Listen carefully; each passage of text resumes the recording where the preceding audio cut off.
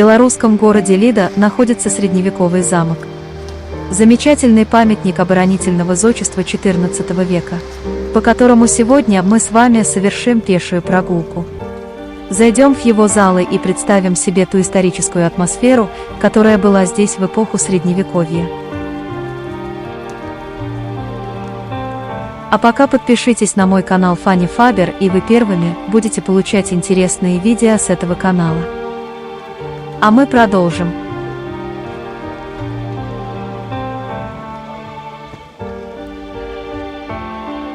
Строительство Лидского замка было начато в 1323 году по поручению князя Гедемина и длилось около 5 лет.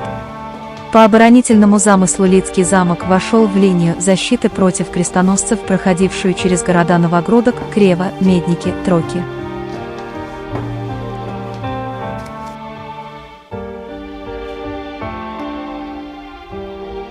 Лидский замок сооружен из бутового камня и кирпича. Замок имеет в плане форму неправильного четырехугольника с двумя угловыми башнями и был поставлен на насыпном песчаном холме, окруженном болотистыми берегами рек Лидеи и Каменки. С севера он был окружен рвом шириной около 20 метров, который соединял эти реки и отделял замок от города.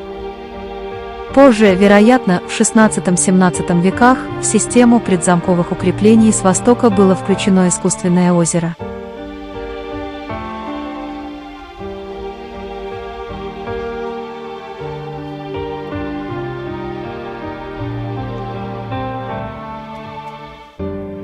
Во дворе замка размещалась православная церковь, которая в 1533 году перенесена в город.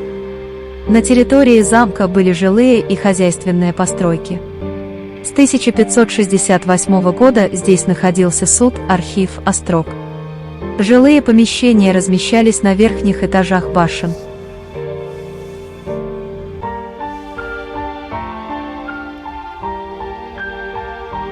Стены замка имеют форму неправильного четырехугольника. Самая длинная северная стена, ее длина 93,5 метра, южная стена, самая короткая 80 метров. Западная и восточная стены имеют длину 84 и 83,5 метров соответственно.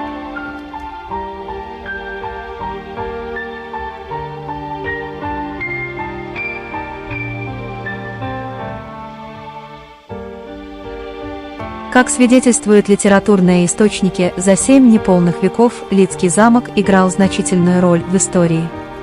В 1387 году польский король и великий князь литовский Егайло принимал в замке присягу от своего брата Скиргайлы, князя Полоцкого. В 1422 году в замке отмечался брак короля Егайла с 17-летней Софией Гальшанской. В июле 1506 года в стенах замка причастился и подписал завещание смертельно больной король польский и великий князь литовский.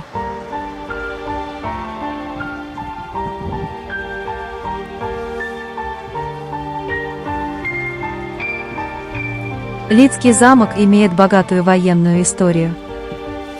В XIV веке стены Лидского замка не раз выдерживали натиск крестоносцев.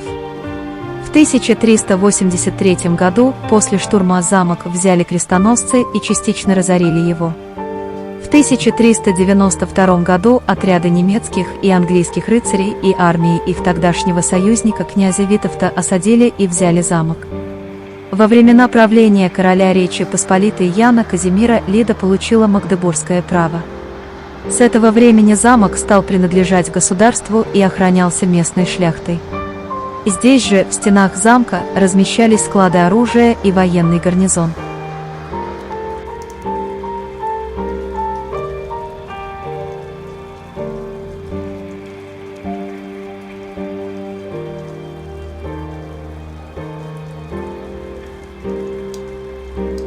Лидский замок неоднократно отбивался от нападений.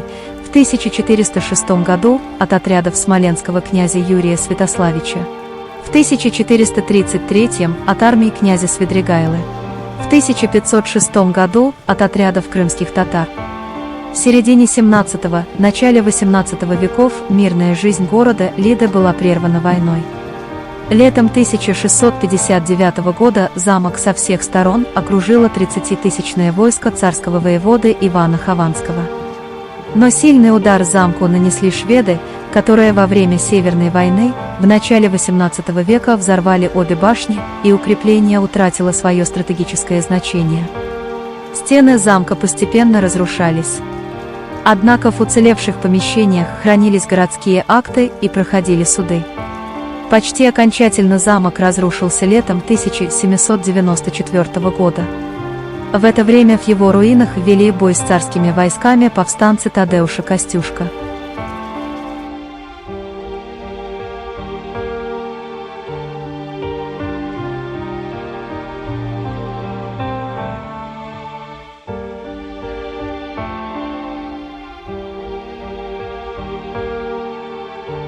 В 1891 году Лида очень сильно пострадала от пожара. Большая часть города сгорела.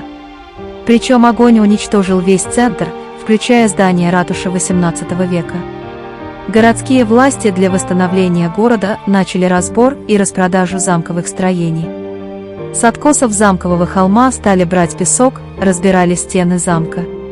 Тогда были почти целиком уничтожены остатки юго-западной башни и разобрана часть западной стены. Слухи о разборе замка дошли до Императорской археологической комиссии. В Лиду был направлен сотрудник комиссии Петр Петрович Покрышкин.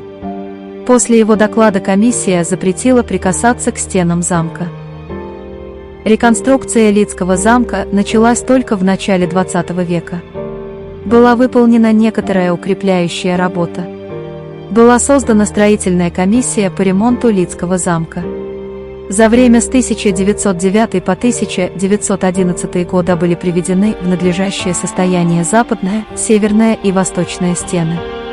Что же касается южной стены, то она наименее требовала ремонта и была оставлена без ремонта.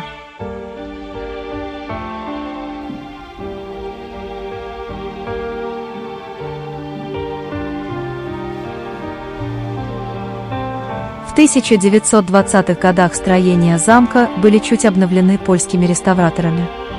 На месте поврежденного северо-западного угла появились деревянные ворота, через которые можно было попасть на замковое подворье. Летом здесь часто останавливался странствующий цирк или зверинец, а зимой посреди двора ставили елку и заливали каток. Летом 1929 года замок изучал известный белорусский живописец, график, этнограф и археолог Езеп Дроздович и посвятил Лидскому замку альбом зарисовок.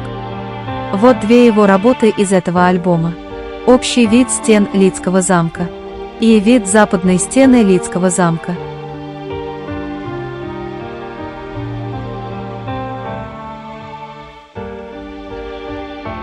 Кстати говоря, на второй картине Езепом Дроздовичем запечатлены те самые кровавые сосны. Что касается кровавых сосен, то историки Ирина Масленицына и Никола Богодяш изучили одну из местных легенд и предложили интересную гипотезу о том, что Лида, согласно местным устным легендам, была действительно названа в честь старшей дочери князя Гедемина, которая в христианстве получила имя Лидия. Об этом не сохранилось сведений в исторических хрониках, но горожане запомнили и передавали это событие в устной форме. Окрещена княжна была перед своим замужеством с православным князем Давидом Гродненским миссионерами-орденцами, которые присутствовали в Лиде. По версии историков, в 90-х годах XIV века, после того, как дочь Гедемина погибла от рук крестоносцев, люди Гедемина принесли в жертву языческим богам миссионеров-орденцев, развесив на соснах возле замка. После этого сосны и получили свое название «Кровавые сосны». А мы же вернемся к событиям XX века.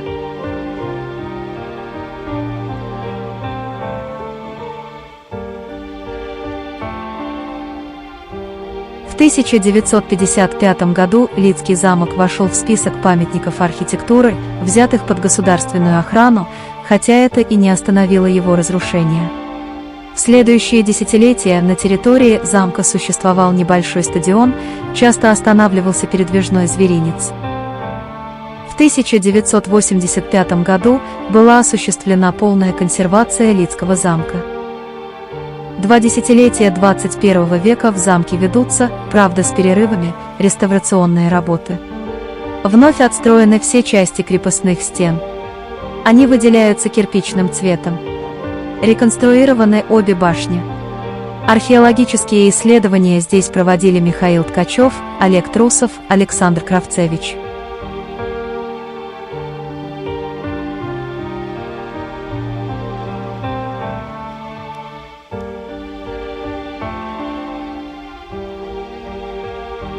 Отреставрированный недавно Лидский замок впечатляет и будоражит воображение своим величием. О нем так писал историк Михаил Ткачев: когда прикасаешься рукой к замковым стенам, непроизвольно думаешь, как же люди могли тогда, в далеком дремучем XIV веке, возвести его без механизмов и машин. Любой средний камень из укладки стены весит столько, что его едва оторвут от земли двое крепких мужчин. А сколько их, таких после ледниковых горошин, в стенах двухметровой толщины? Самые скромные подсчеты показывают, что было собрано и привезено около 23 тысяч метров кубических валунов. Каждый из них нужно было подобрать соответственно цвета, размера и тщательно обтесать. А сколько творил понадобилось, чтобы гасить известь? Или взять тот же кирпич. Около 1,5 миллиона штук легло их в стены, и через 6,5 веков кирпич как колокол, хоть в печь, хоть в фундамент.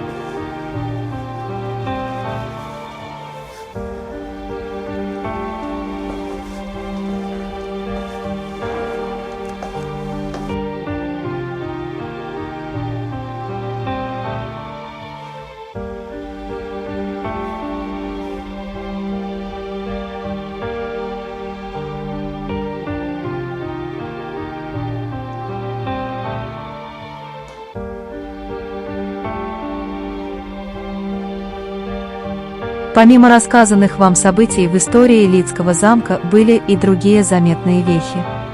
Его стены повидали почти всех королей, князей и исторических персонажей с XIV века по XVIII век. Карл XII, Павел I, Александр I, Николай II, Адам Мицкевич, Игнатий Домейко и даже более современных Феликса Дзержинского, Льва Троцкого, Иосифа Пилсудского. С 1396 по 1399 годы в Лидском замке находился знаменитый хан Тохтамыш. Его изгнали из Золотой Орды, но князь Витовт приютил басурмана в надежде, что тот поможет ему в войне с Московским княжеством. Впрочем, из этого ничего не вышло. В настоящее время в галереях и залах Лидского замка хранятся рыцарские доспехи и муляжи холодного оружия, которое можно примерить и попрактиковаться в боевом искусстве, а также предметы быта и другие артефакты эпохи рыцарства. В наши годы стены Лидского замка постоянно привлекают к себе многочисленные рыцарские клубы, которые приезжают не только из Беларуси, но и соседних государств. Во внутреннем дворе замка в летнее время можно увидеть реконструкцию рыцарских турниров той далекой таинственной эпохи. Также на территории замка проходят театрализованные представления и фестивали. Самое интересное из них – это свадьба польского короля Егайла. А в завершении видео мы предлагаем вам полюбоваться видами Лидского замка с птичьего полета.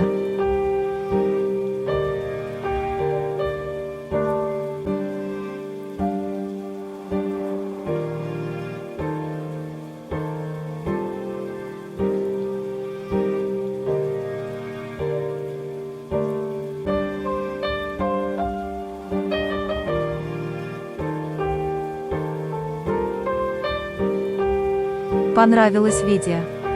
Поставьте лайк. Подпишитесь на канал. У нас для вас еще много интересного.